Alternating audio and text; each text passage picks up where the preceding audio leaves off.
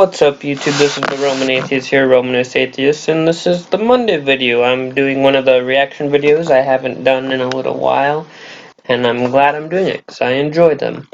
So let's get into it. This guy talks about how Christian ethics lead to something. I don't remember the exact title. I'll have that in the description, the video in the description, and let's let him go.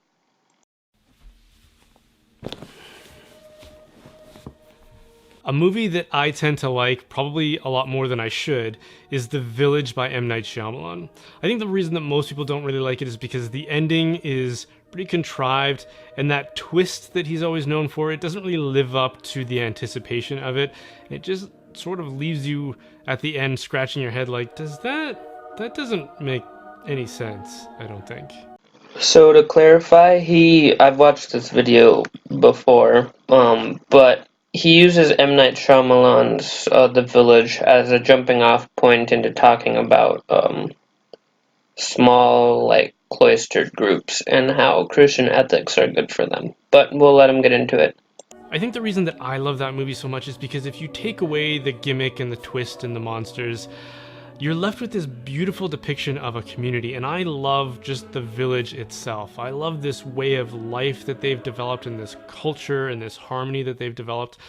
I love the way that they treat each other, the way that they are there for each other, the way that they celebrate together and they mourn together, and that their movements are that of a true community whose fates are joined together. So I've only seen M. Night Shyamalan's The Village once, but the one time I did watch it, it gave me extreme cult vibes, to the extent where I almost found it hard to watch. But we'll let him continue. And I'm also not a huge fan of horror movies and that kind of stuff, so that might be a little bit of a part of it too. Now, before I go on, if you haven't seen that movie and you are interested in seeing it, there are going to be spoilers in this video. This video isn't about that movie, but I should probably mention there's going to be some spoilers. Thanks, so I don't have to worry about spoilers. But he, for a second, has like this weird music in the background that's like that kind of churchy, like hymnal stuff that's not actually in English. It's just like the that kind of thing. I think it's like Gregorian chants, but those are usually done by priests, and I don't know if this guy's Catholic or not, so it might be something a little different. I've never really understood why that music is so appealing, because it just sounds kind of almost creepy if you really listen to it. But let's let him continue.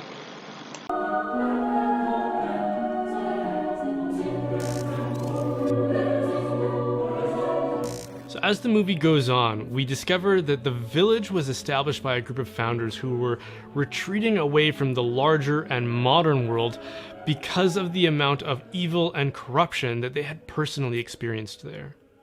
So this is the part that gives me the largest amount of cult type stuff.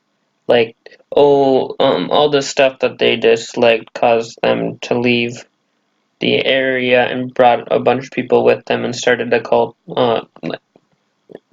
It gives me so much cult vibes. I don't know why he's putting this up as, oh, this is how Christian ethics and why they're good and what he's going to go with this. So a bunch of them get together and they move to a remote nature reserve in the hopes of establishing a peaceful, harmonious, and loving community that is immune to the evils that had harassed them in their previous lives. I still don't understand why he doesn't see this as a negative. Like, doesn't this show some kind of red flags? Like, if I was big enough for a collapse, I would have seen if Telltale would want to be in this, because I guarantee you that this would put off some red flags on that whole stuff. I'll also link Telltale's channel in the description, because, oh man, that stuff's crazy. Something that always struck me as a bit curious about that premise was, how did the elders and founders decide on a set of ethics that would inspire their legal and moral code? Because by the time that we're introduced to them, they already have a well-established community with a well-understood and observed moral rule in place. Well, it really could have been anything. It could have been religion, it could have been some form of traditionalism. It could be why does it matter it's a movie that M. Night Shyamalan directed. It could be anything and it doesn't matter we're talking about a movie, but he's going to talk about Christian ethics and how this is what Christian ethics are and what they're based off of.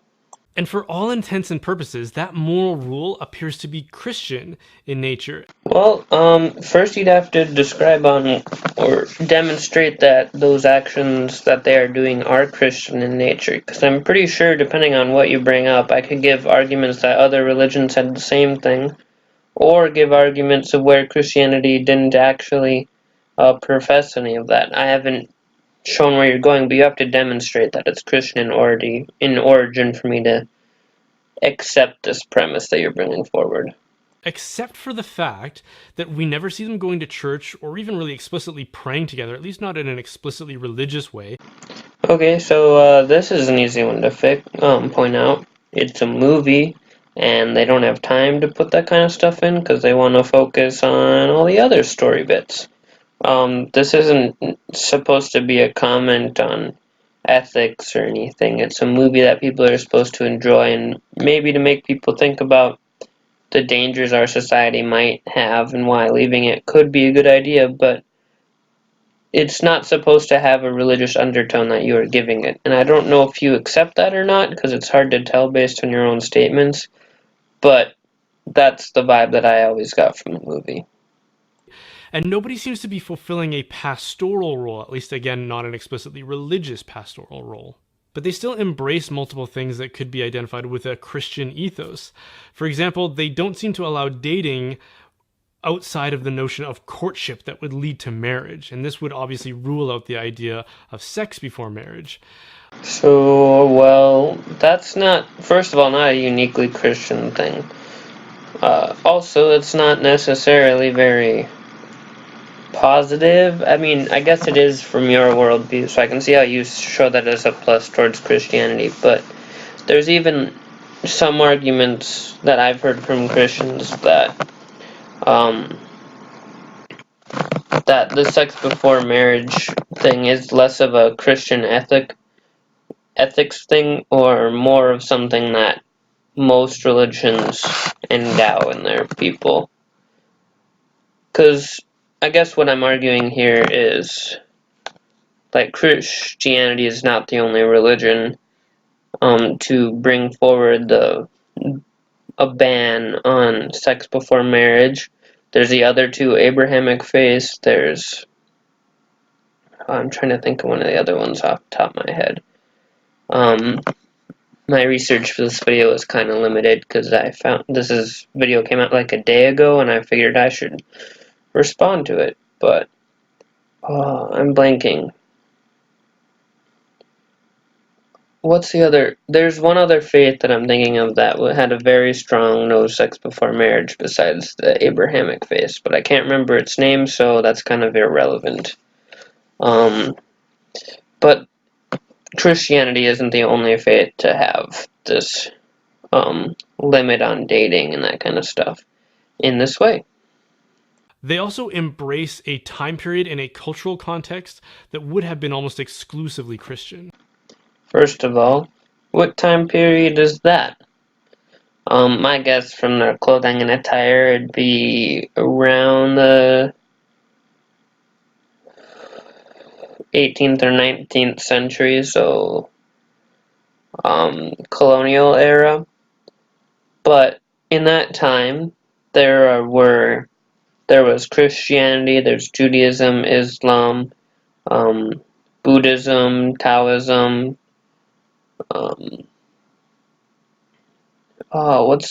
There's the faith that was in Japan. There's Sikhism. I could keep naming off faiths, and around that time was also the beginning of a movement towards secularism, and it was kind of where that movement started. So there's more than just Christianity in that time period. They might have dressed in the way that they would have in the specific location that Christians would have dressed in that way, but that doesn't necessarily mean that they're using Christian ethics. They're just using clothing that would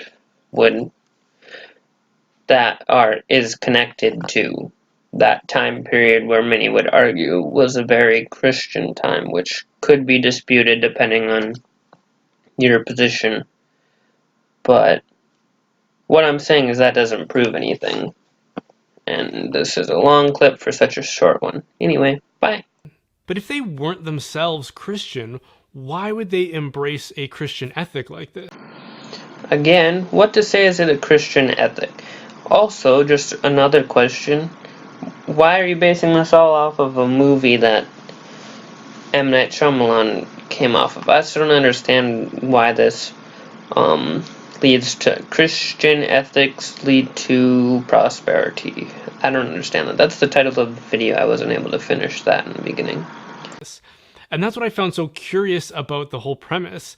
And this could just be an oversight among many oversights that the writers are guilty of in this movie. But it still got me thinking about why in a scenario like this, you might still want to embrace a Christian ethic, even if you don't agree with the specific theological claims that Christianity makes. So, first of all, you have yet to demonstrate that they're creating a Christian ethic. Second of all, this is a movie and we have to take everything that comes from it with some grain of salt, because our society can only see the looks back at the past in a very certain way, and at least in America, the past that is generally represented around that time is like what is shown in M. Night Shyamalan's The Village. So it would make sense for them to look that way based on historical context in the region, based on our own history in a way that would be familiar towards people, and it would make sense in a movie to have them look a way that the viewers would understand and at some level, but still find very backwards. That's why it's like this in the movie.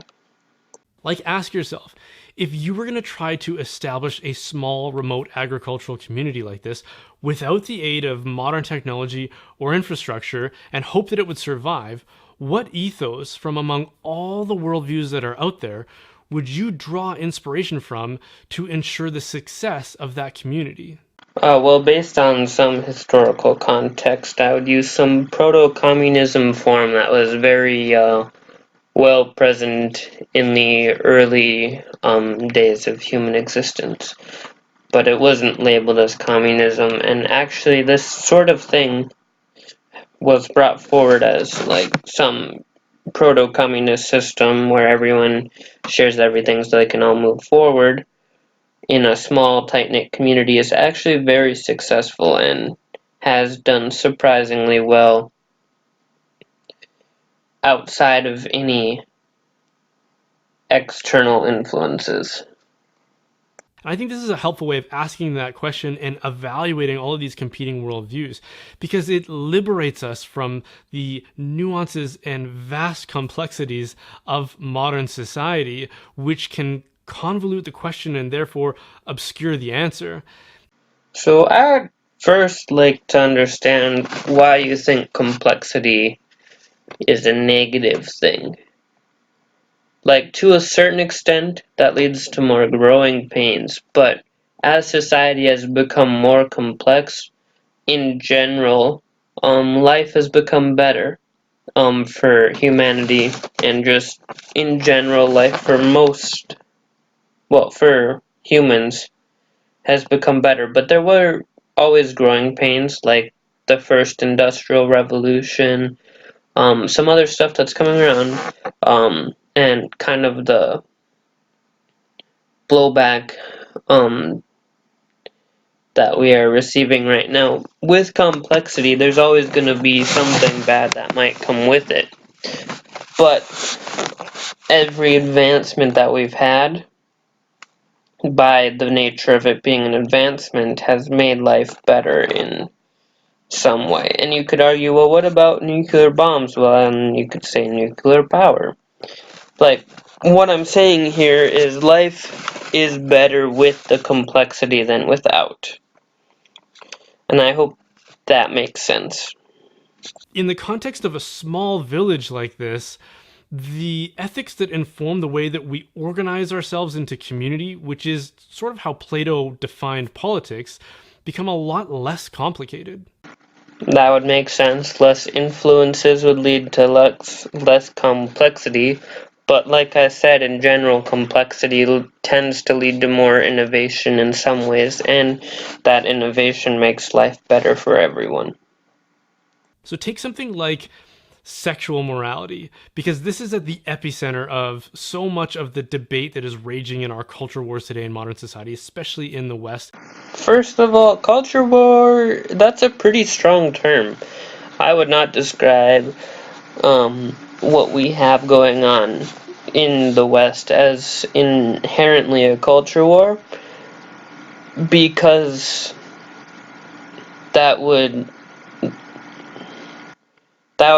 mean that there's a greater level of conflict than I would optimistically, which I tend to want to be optimistic, would give for. Like, there's always violence, but it's not a war necessarily, if that makes sense. And it's often between competing notions of more modern thinking or progressive thinking and traditional notions. And I think it's fairly obvious that traditional Christian notions around sex and marriage and family would contribute far more to peace and prosperity in a community like this. As we are just speculating, and we haven't exactly had a time period when religion wasn't involved in small, tight-knit communities, and I would say including this because all of the writings that all of the history that M. Night Shyamalan would have used to base what one of these kind of villages would look like would be would be historically Christian stuff. So we don't know what a traditionally secular or progressive society in a small farmers community would look like because it hasn't happened in history. That doesn't mean it's better or worse. We just don't know which would be better or worse because there's no frame of reference to compare the two. So it wouldn't make sense to say that either is better when we don't have a direct understanding of one of the two possibilities he brought forward, and there's more than just those two as well, of course. Than our more modern approach, which encourages promiscuity. But our modern approach to this usually produces outcomes where people who are getting married have had multiple past sexual relationships. But in a small community, that means that you and your spouse are going to be crossing paths with those same people on a daily basis. You might have to work with not only one, but several of them. There could be scenarios where your children are marrying their children. Don't you think that that would create impediments to your sense of community and harmony? Maybe, but couldn't it also maybe just hypothetically um, give a better understanding of all of the people there in what each of them are like and what they are best suited to, so they have a better understanding of what they need in life and a better way to help provide to them, which would be required in a small, tight-knit community that relies on everyone. So there's a possibility where people are more intimate with each other. In that way, they might have a better understanding of that. And I forgot to mention in the last clip, the whole sexual morality stuff is also quite often used as like an anti-gay thing. And I don't know if he's specifically including that in his friendly mind or reference, but if he is, we do have evidence of the LGBT community um, in small societies, and it actually has some assistance in success rate. But I don't know if that's what he's talking about, so I don't have a complete understanding, he could just be talking about sex before marriage, which is possible, but I think the sexual morality and sexual immorality might be a dog whistle of some kind. When we have sexual relationships that don't work out, we tend to end up with unhealthy attachments and baggage with respect to those people. And that baggage is a lot easier to carry if we can avoid crossing paths with those people as well as our significant others. But in a small community, you can't do that. First off, we'd probably need to see evidence that that baggage is something that actually happens, and define what baggage is, then see if it would negatively affect the community in any way. And that's not necessarily true that will have happened or not. Does that make sense? Because we don't actually have any direct understanding of if that would affect a small, tight-knit agricultural community or not, because we haven't ever experienced that in history. And this would create consequences that would be far more serious than mere awkward social situations.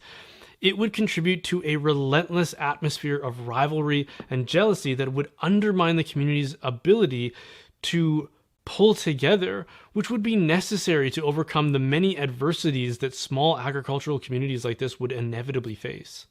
So, as he has not decided not to cite anything in his video, I'm going to take everything he says with a grain of salt and say you need to prove it. I don't know what else to say, because so far you've made a bunch of claims, not substantiated them, and I think he's made one or two arguments from authority from a book he doesn't cite. A point that is worth reflecting on here is that the only reason that we're able to lead the kinds of lifestyles that we do, especially with respect to promiscuity and some of these other questions, is because we've been able to move beyond that phase of small agricultural communities into larger, more sophisticated technological industrial societies. I'll say it again. We have not experienced a sexual promiscuous, as he's using the words, society that was small and agricultural based in history. So we really don't know what effects it has.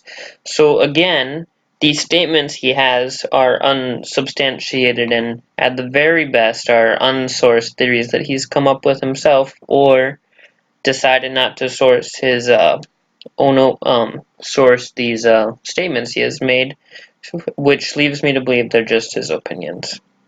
In which our moral choices and the havoc that we wreak is less likely to follow us around every day. And the only reason we were able to move beyond that phase of life, in which everything about our lives was restricted to the local perimeter, was because those communities embraced an ethic that looked very similar to Christianity, or more specifically, because Christianity in the West made it possible.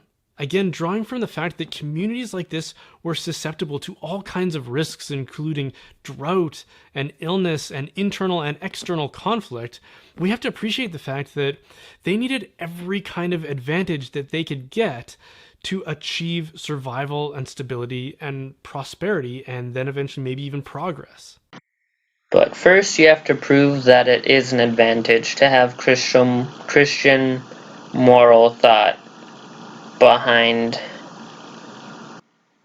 your small agricultural society, and you have to prove that that is advantageous opposed to some secular humanist or any other type of morality system that might come instead of it. You have to prove that it's more effective. But this means everyone has to rally together in goodwill and harmony and unity to achieve that goal. And it doesn't take many bad actors to sabotage that kind of enterprise. He is right. It doesn't take many bad actors to limit the growth of a small society in that way, but that doesn't mean that Christianity limits the bad actors. And he'll bring something up like a God keeps the sociopaths from being sociopathic, but that's not an argument, and I'll get to that when it comes forward. Think of it like pollution. So imagine that there's a river with a lot of industry along it, and that the vast majority of companies responsible for that industry all observe whatever regulations are in place to prevent the river from becoming polluted. Except for one. One of them completely skirts those regulations and disregards them and pollutes and dumps as much as they want in the river. Well, that's all it would take for it to become completely contaminated. Now, in a small community, in the exact same way, it doesn't take many bad actors to disrupt their ability to achieve stability.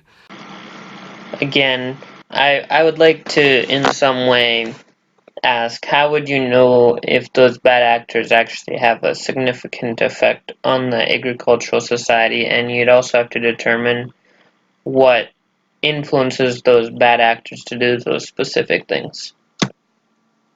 Now consider the fact that, according to psychologist Martha Stout, 1 in 25 people are sociopathic.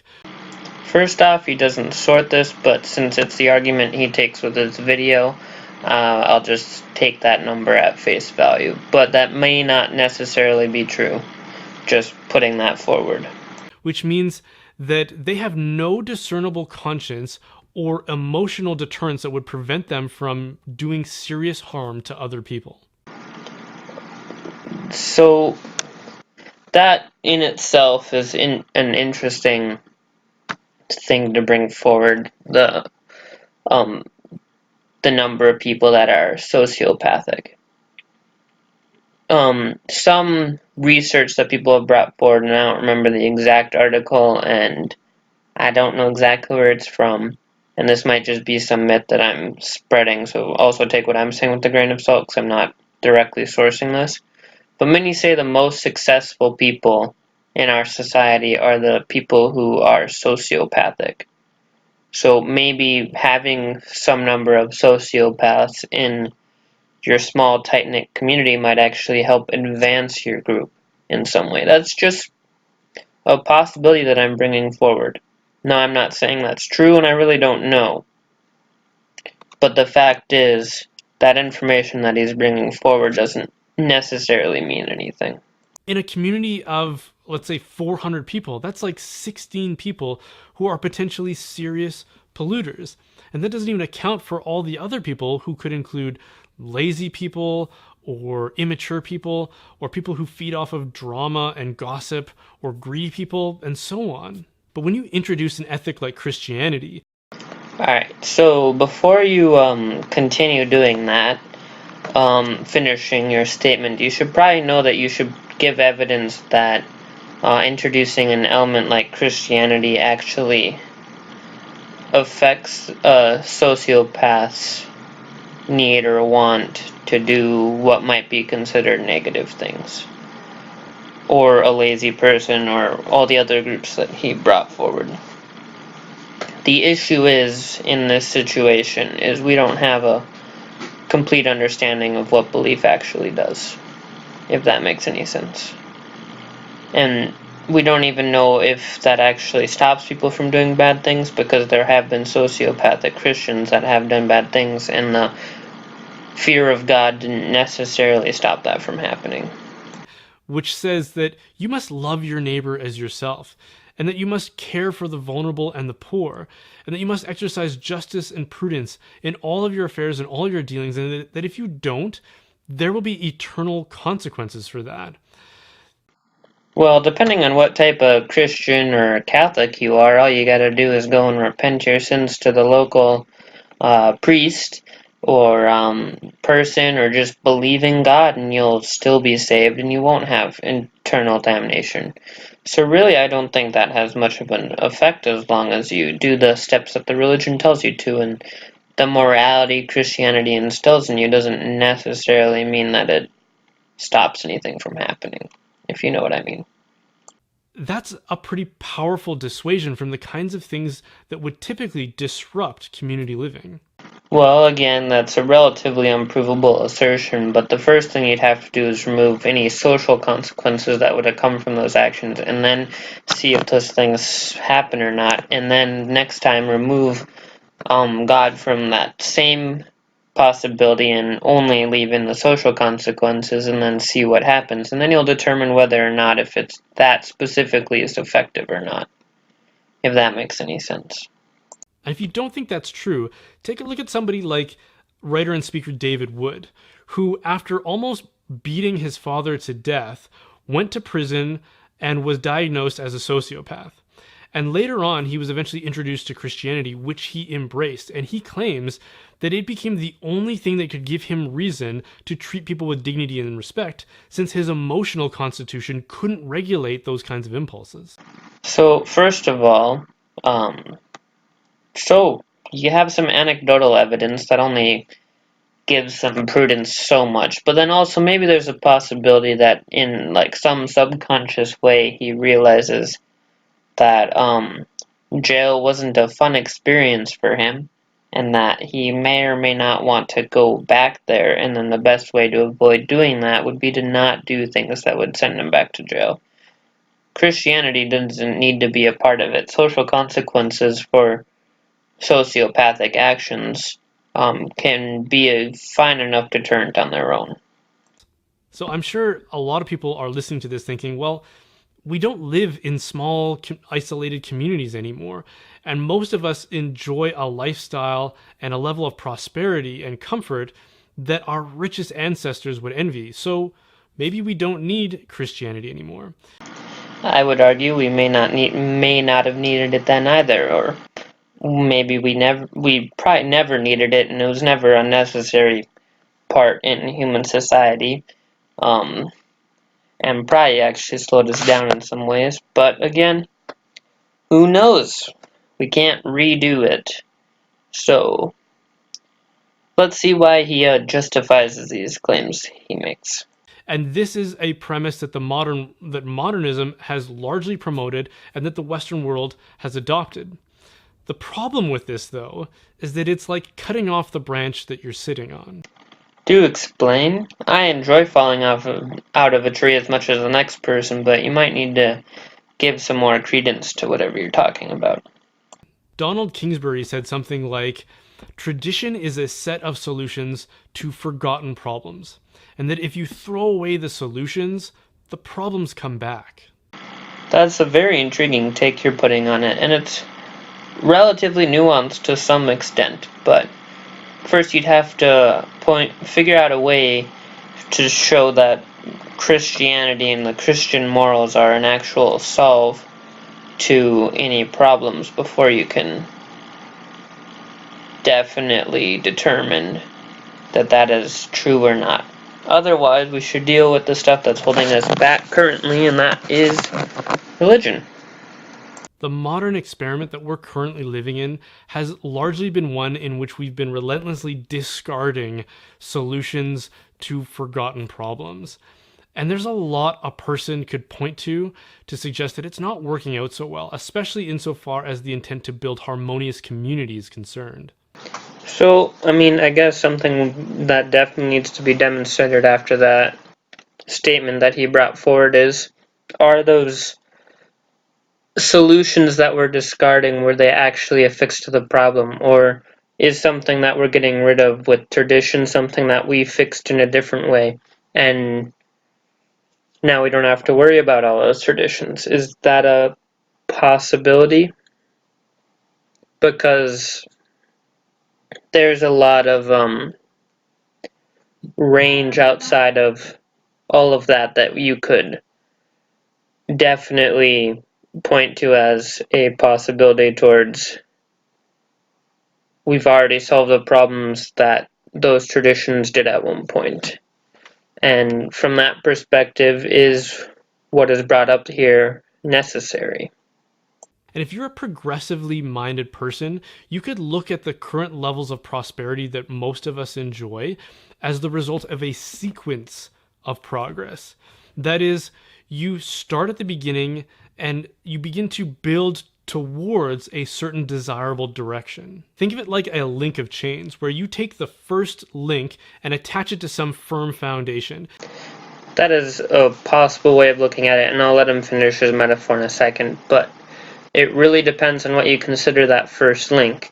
I bet he's gonna say it's God or Jesus or something of that magnitude, which isn't something to actually base anything off of, where I would argue that a first chain, if you're going to use this metaphor, would be closer to evolution or that type of thing. But I'll let him get into his metaphor, and I can thoroughly go through it afterwards. And then you can attach successive links in a particular progressive direction.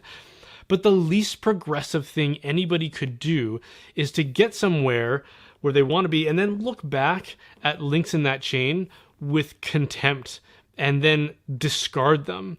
Because in doing so, you're discarding yourself. Okay, so those links that he's talking about in a progressive forward motion and how we don't want to discard them, I would look at it as more bypassing links we no longer need.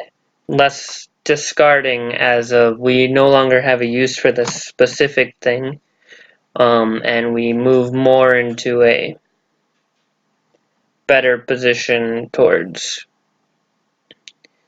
other needed aspects because we don't have such a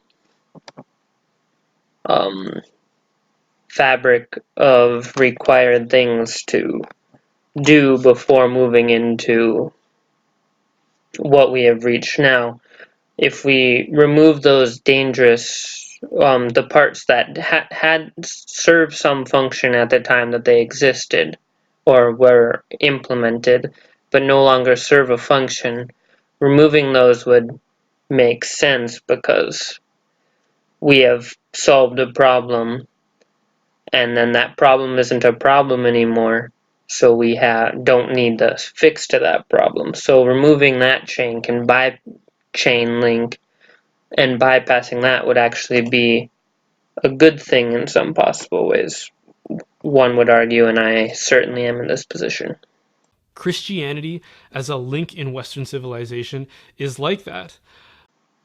I agree, at some point Christianity serves some form of purpose, maybe not the best purpose in society, because I disagree with a lot of the occurrences and much of what is in Christianity, but at this point, it is unnecessary in the way our modern society works and is no longer needed. And I mean, of course, that's pulling the idea of God out of it, which is a whole nother can of worms that I don't really want to argue with this guy about in this video. But I hope you understand what I'm getting at here. Western civilization has been able to exceed the limitations that no other civilization has ever been able to do throughout all of human history. Okay, so I would argue this is some Eurocentric exceptionalism that he is bringing forward, because generally when people refer to Western civilization, they refer to Europe, and then by extension it's